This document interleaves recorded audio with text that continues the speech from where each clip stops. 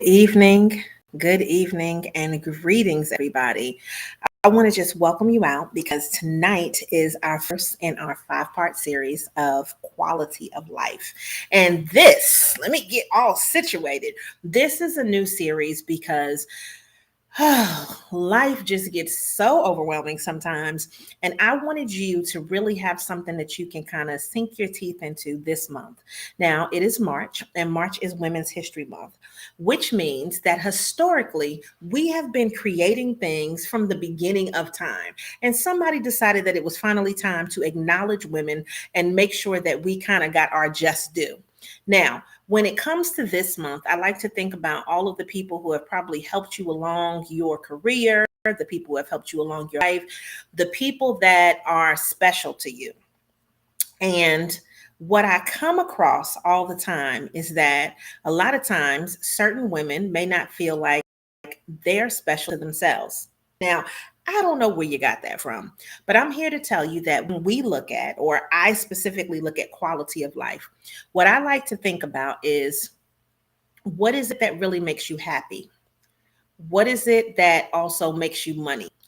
What is it that you can combine a passion that you have with something that is going to be lucrative for you, that's going to fill you internally, that's also going to make you feel good on the outside, and that is something that you will want to do over and over and over again?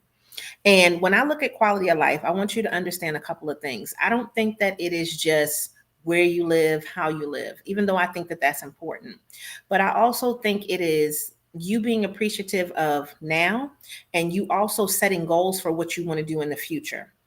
So when I look at that and I look at the different goals for myself, I am personally setting goals that are way higher than anything that I've ever achieved for, because of the fact that I recognize life is expensive. Not only is life expensive, there are things that you just want that maybe cost more as far as time goes, right? How do you spend your time? Are you spending it where you enjoy what you do? And so when I look at my quality of life, I'm going to just tell you the story of how this even came about. I was chosen to speak in Arizona in October of 2021. Never been to Arizona. And not to say that Arizona was one of those places that I wasn't even thinking about, but it really wasn't necessarily on my radar like, okay, let's go to Arizona. Okay. And that's probably because a lot of times you think about going to like a tropical island or, Miami or somewhere, now Arizona's hot, but it's not really like something that you're thinking about. But let me tell you this. Arizona has got to be one of the most beautiful places that I've ever been to in my entire life. It gave me a sense of what I like to use for my word of the year, calm. I now feel like I definitely want to go to Arizona at least once a year. And my happy place for all of these years has been New York because I'm from New York. And so I always felt like I needed to get grounded and I needed to feel the concrete jungle. I needed to smell the smells and see the sights. And I get excited when I get to the bridge. You kind of might get excited when you're getting on the subway. Or if you're like where I'm from and you're in Mount Vernon, you're taking the Metro North into the city. Like it's just little things that New York does for me and for my spirit that I can't really get anywhere else. But the person that I am evolving into, and that I think a lot of us are evolving into, especially as we have gone through this last 2.5 years of COVID, this series is important because we are now understanding how much of a priority that we need to make ourselves. Like, it's really great to care about other people and to be compassionate, but it starts with you. And so if you're not having the quality of life that you want, then we need to really examine that and see what is it that's going on, that now you can put little pieces of it into something that's a daily thing, a weekly thing, or even a monthly thing. This is not telling you to go do something drastic, but it is saying that you can have some type of gratification while you're working toward the big thing, because your big thing might take a couple of years. So I'm just going to be honest. My big thing is probably going to take about 5, 6 years, somewhere in there. But it doesn't mean that I can't do a whole bunch of little things in between that time frame to get to where I want to be in that 5 years. And I don't like to plan 10, 20, 30 years out because, things just really change. If I had tried to do that and then I could have never predicted that COVID would have happened, would have had a plan that was sitting there that wasn't work. So when we talk about just looking at quality of life, if you look at it from the perspective, and I mean, I don't want to be morbid, but this is just how this is going to go today. People that say when people are dying, right? And you have to look at this. What we try to do, and so I'm going to speak like I'm a hospital, a medical professional, is make them as comfortable as possible because you know that the inevitable is coming. Give them as much love and time and tenderness as you can possibly give them. Say the last things that you need to say to people because they're not going to be here forever. What if you took that concept when they talk about those last days, those last months, quality of life, and you adopted that for yourself? What if you talk to yourself as gingerly, as nice, as thoughtful? What if you said to yourself the things that you've been meaning to say to yourself for all of this time and you just didn't? What if you tried to make yourself as comfortable in position you haven't been comfortable before? And whether that's going to be in your personal life or your professional life or a combination of those things, what if you tried harder to make you the priority? When I think of quality of life, I really think like it has to be more and more for you that you feel happy and comfortable. And I know happy is one of those words that over and over again, but I want to give you something that is so simple that everybody can do. Okay. Now, the only way you can't do this is if you live in Alaska and it's black half of the year. Outside of that, you can do what I'm talking about. So there is a theory that is called, when you look at light therapy, it's really not necessarily a theory because it works. So light therapy is a study saying that people get more depressed and more sad in the wintertime because there's just not as much light. And it was such a crazy, strange thing. But you know how you're energized in the summertime, how you want to come out, how you love the fact that it's still light out at 9 o'clock at night, how you just want to keep on going. You want to do some more stuff when it's summertime, when the light's out, when spring comes and you're just happy that it's getting light earlier. There is an energy that comes from that. So I want to challenge you with your quality of life to get more light therapy in your life. Now, when I say that, I literally mean take more time outdoors. I don't know if it's going to be a walk. I don't know if it's going to be a ride in a car. I don't know if you have a dog that you walk. I don't know if you have some type of activity that you could do.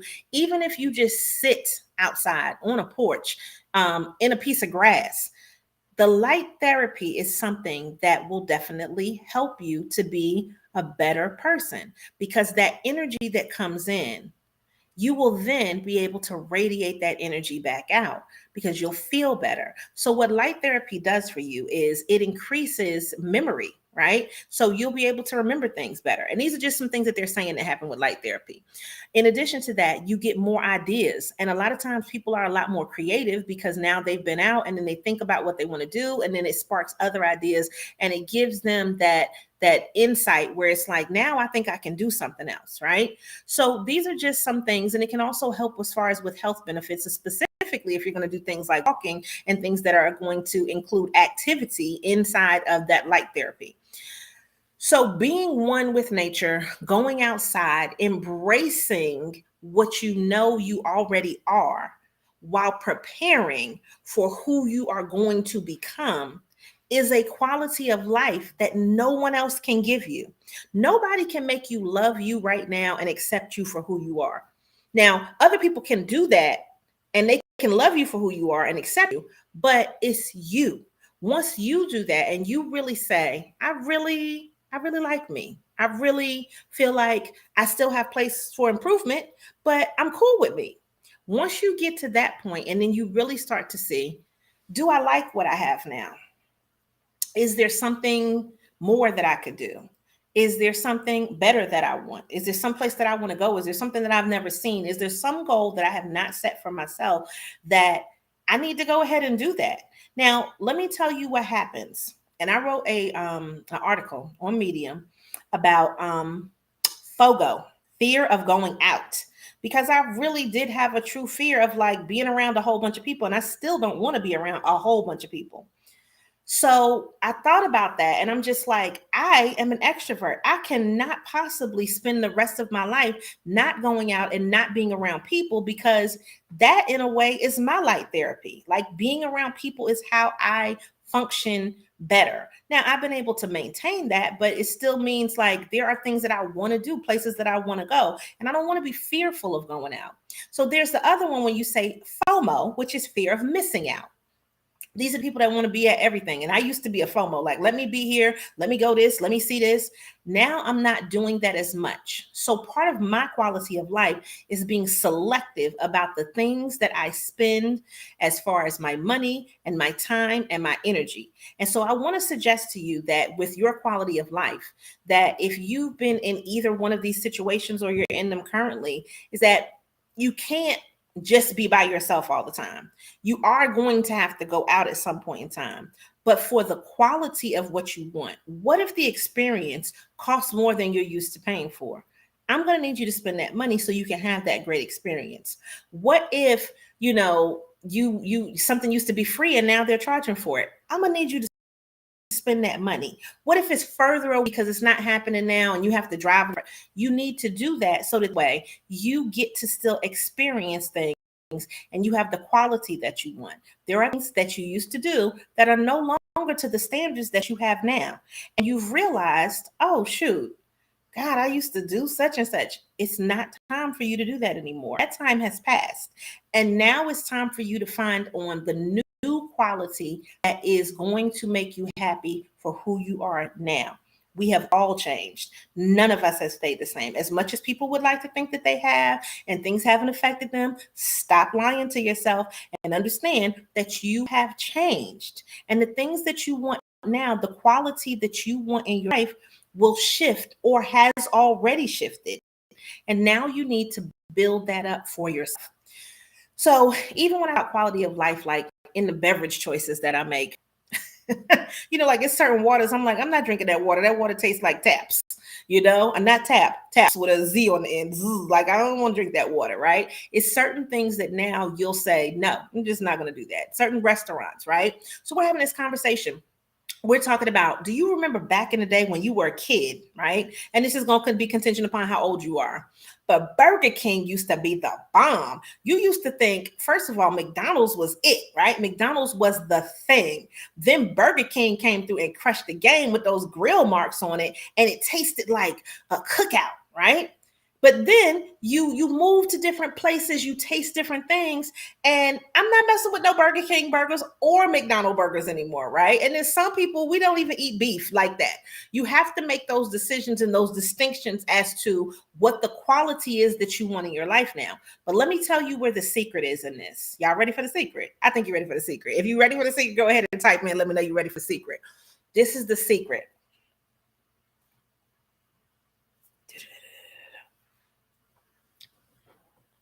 So the secret is you didn't know that you wanted better until better came along. You didn't know that there was another option until it was presented to you. And your ignorance of better and the other option kept you in the dark and allowed you to accept some things and allowed you to stay in a place that wasn't giving you the quality of life that you want now. That's the secret. But now that you've been exposed, now I told you things. And even when you look at social media, I see all kinds of things, right? I want you this. Your life is now, and now you see it more clearly, it's an algorithm. The more you see things that you really want, the more that you work toward getting those things because you want them, not because somebody else is having it, not because it's a trend, not because it's just whatever, but you want them.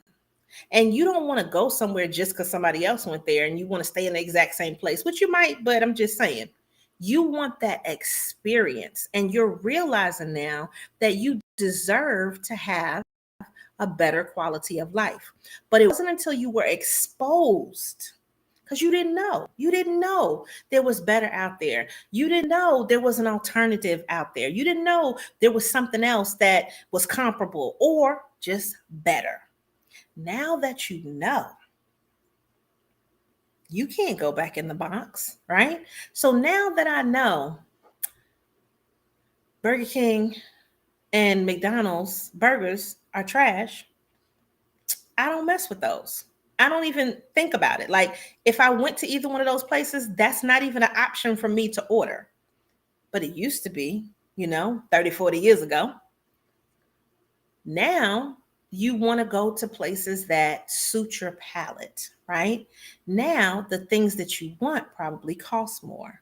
Now the things that you want might be a little bit more exclusive, right? But you're willing, hopefully, to invest in the experience that you want to have. You're willing to take more time to get what you want because you recognize that this microwave popcorn society is not just everything that it's cracked up to be. And so for you, there's a reward waiting because you understand that the quality of life that you really want is there, but you're going to have to do some work in order to get to it. Now, you may be independently wealthy. So if you're watching this and you're like, girl, listen, I'm already past that. I am to that level. Then it's your responsibility to make sure that hopefully the people around you are also able to be a part of that quality of life. Because it's terrible for you to be the only one that's really living it and you don't have any friends or family members or anybody that can go along with you in this new quality that you have devised for yourself. Now you may want to lift other people up so that they can enjoy the benefits of the fact that you have already arrived. You've already gotten to this place. And it could be small, little teensy weensy things. So let me tell you what I do.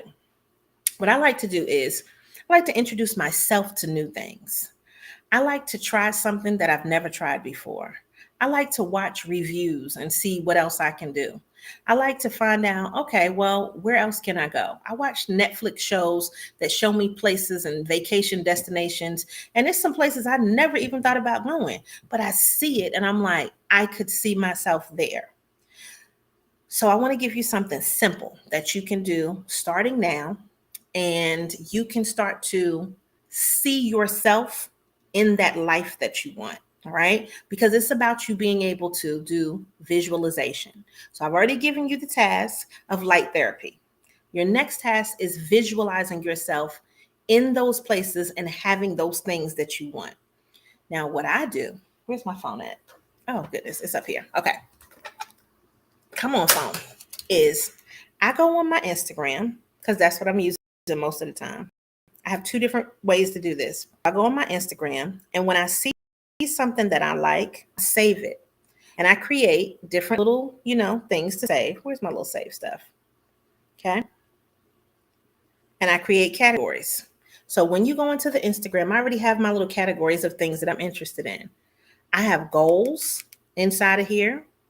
I even got like nails, style things as far as lifestylists. I have cities in here.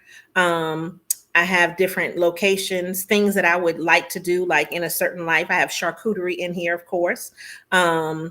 I also have like things that I might be interested in posting, things that I might be interested in possibly hosting at different times, things I would love to do for my clients, clothing, all kinds of stuff. And so all of these things are inside of here, right? And then I can go back and I can say, well, these are things that I'm interested in, and these are things that I would like to have. So like, let's just say there's makeup in here. And I look for makeup and I'm like, okay, I want to get that eye look. So then I'll go one time and we'll get the eye look and we'll do that. I see the nails. Well, I don't want exactly that, but I want something similar to that. You go ahead and you do the nails. You can do small things first and then start to work your way up. I even do things like holding on to quotes inside of here and things that I would love to repost because I like the way that they look on here. Things that help specifically with mental health and mental wealth. And, these things inside the phone help me to do what? It's the algorithm. Because if you start saving stuff and you keep looking at the same type of content, it keeps showing you that same type of content. It keeps bringing those things up. So it's kind of like if you were to do sticky notes and you would have put sticky notes all over the place, right? And a lot of people tell you, do your sticky notes and write your affirmation down, put it next to the window, put it next to the mirror, put it in your office, put it in the car. The algorithm is basically your sticky note now. The algorithm is saying you're interested in this. This is something that you want for your quality of life. So we're going to keep bringing this thing up to you. So it's the same kind of thing that you're getting in the algorithm whenever you start to save content and you start to see, well, look, this might not be something that I can accomplish now, but I would like to get it done later on. So it will allow you to be able to keep up with that content, and then you can keep on planning. There will then start to come up, there will be things that are associated to the things that you told yourself that you wanted, that you saved, and you might be able to go to some of those things because they're associated. So I want you to understand that in our quality of life, we have an algorithm. It is a natural algorithm that is built into each one of us. And when we start to want things, we start to see them more often. We start to hear them more often. And now, the way that the literal algorithm works, you may even see an ad come up on your television. You may see it come up in your email for the things that you told yourself that you wanted. And you will continually work towards them because maybe it's out of your budget right now, or maybe you can't take vacation right now. But when you can, you will make sure that you have what you want, as long as you take care of the main things that are important to you. I just want you to understand that quality of life doesn't mean that you have to have everything immediately, but it does mean that you're going to work toward something and you're going to continually build, because it doesn't matter how much money you have. You have people that have $1 million, $1 billion, and they still have some stuff that they want to do. Now, what happens is the more that you get, people tend to want to give, right? And they tend to want to help other people because they've amassed so much wealth. And that's the only other way that they can really show how good that they are. Because once you get to a certain point, which I have not gotten to yet, so I'll tell you when I get there though, the money doesn't even make a difference. It's not as important anymore. But then it's about being able to share that money and make an impact on somebody else's life. Again, I'm not to that point. So I still want my money for me and my life so that we can reach these goals and have this quality of life now. But I'm just saying to you that your natural algorithm that you have, when you want something, you keep on wanting it until you don't want it anymore, which means I got it. Or you get to the point where you're like, I got it and I really like it and I want more of it. And that's where I'm at right now. I've seen a place that I love. I've seen something that I think I could wake up to every morning in Arizona. The mountains call me. And I always thought, okay, I would love to live in the mountains, but I was just like, I do not want to be in the snow of North Carolina, right? The mountains were always, I don't know what it is. I mean, I know it's childhood. I can probably go back and trace it. I have always loved the mountains. I'm not a beach girl. I'll go to the beach. I'll put a toe into like the beach, but not necessarily into the water like that because I'm not messing with the shark's house. But I love the mountains. Arizona gave me that feeling of I can have the mountains with no snow. I can have the mountains and be warm.